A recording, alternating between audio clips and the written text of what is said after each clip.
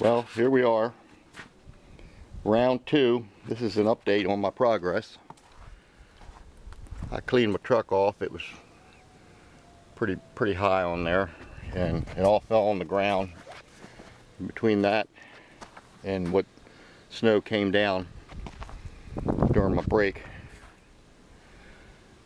I had to redo the whole thing over again. But I got it. I've got this far, and I think I'm going to quit and get a good start tomorrow morning. It's still snowing, but it's not as bad as it was, and there's hardly any wind now, so it shouldn't be so bad. And I believe now the house is yellow. It was a setting in the camera. Apparently I can change the colors of different things, so that's about it.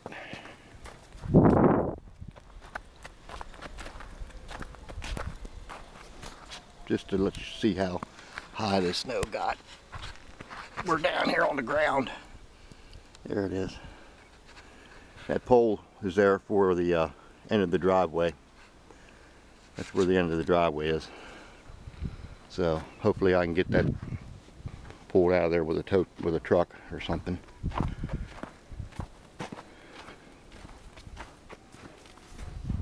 Yellow house. A lot of snow on the roof.